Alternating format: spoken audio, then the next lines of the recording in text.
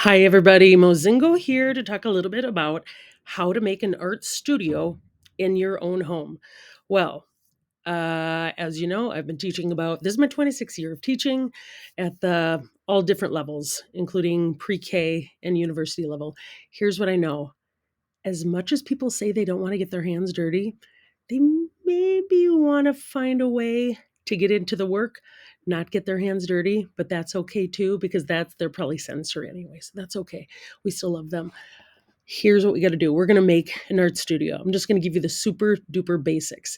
And this is for adults and for kids. Bonus if you can find people to work with. All right, so let's take a look. First thing, you need to kind of choose the right space. What could fit in there? I mean, desk work table, that's a bit of an investment. Literally just a card table. Something like that, I would encourage you, put newspaper over the top if you know what those are. Put a piece of plastic, right? Anything. I use actually old things of kind of like a kind of a vinyl, plastic paper, yeah, towels.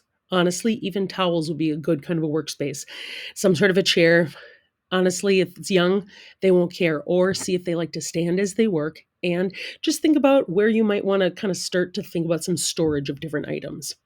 Here we go. Let's get into it. So, organizing your equipment. I would encourage you put like things together. Okay. This is an easy way for me. It's just an old coffee can. And I kind of put some of my brushes in like that. Other things that I literally have in my studio that I use all the time. These are some of my acrylic markers that are in like a nice container. Even just a quick, like a little jelly glass. Okay. Things that I keep my work in. So, like items together, if you want to get one of those rainbow storage, if that would help you in labeling. If you're an adult, you generally can figure out where stuff can go. But as kids, even having the spots labeled, that would be a great kind of an early literacy connection to bonus. All right, so lighting. Natural lighting is best. Okay, if you need to, task lighting, you can kind of see here, I've got my own little kind of task light um, that I use for kind of really detailed kind of work, but having an ambient overhead lighting too. So whether it's during the day, during the evening, you'd consider your lighting. But accent lighting would be if you wanted to put a framed piece up, what sort of accent lighting you might want to have in your studio space. Materials. Okay, this is the good part. Basics.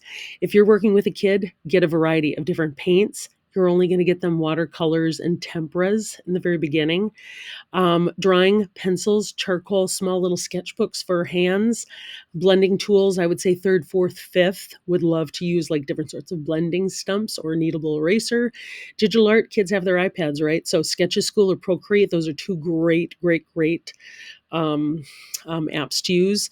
Tools and accessories always have scissors, X-Acto knives for the older groups, right? Rulers, masking tape, sprays, just regular Elmer's glue. That'll totally be it. And then what sort of art books or reference materials? I love in my studio, I tend to have some of my older pieces up, some pieces that I've purchased too, small little cut paper collages, family photos. So think about the stuff that's going to inspire the people around you, and personalizing the space. So what are some of your key pieces that you really love to have those up around you? Make sure that you feel comfortable in the space. And again, the kinds of lighting that you use, if you want to have plants, different colors, mood board. I actually have a cutout from the New York Times, Bill Cunningham Street Photography. If you know, you know.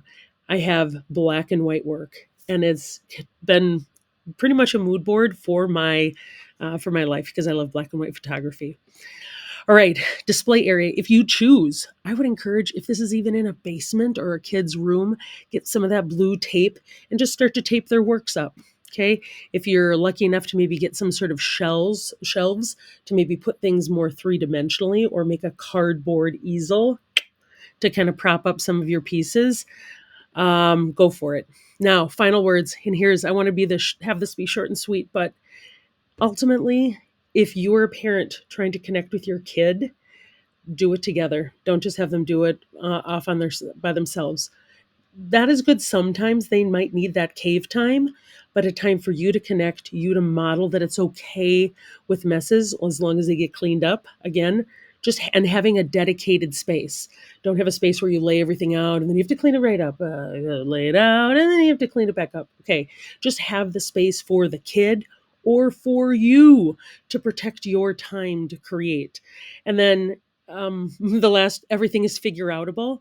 Like, what sort of materials do people want to paint on? Can't I see canvases all the time being used at the elementary level, which is super lovely and good for you. And if you have $1 trillion, I totally support you. But cardboard is another great material that you could paint on.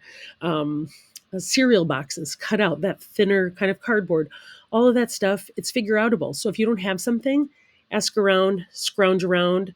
There are a lot of great places locally to find unique materials. Axeman, okay, art scraps, Goodwill. Okay, I'm a fan of using fabrics and yarns and things like that, sensory things. Kids need to be able to feel stuff. The screen doesn't always have texture, okay? So them actually feeling things is really important. And then the last one, you'll laugh about how much you let this matter one day. Now, I think about like all the times when my kids are super duper tiny. I was like, oh, I don't know, I get on me. I'm making a mess. And now, in retrospect, when I look back, first versus second kid, I think that's a different story. You know what I'm talking about.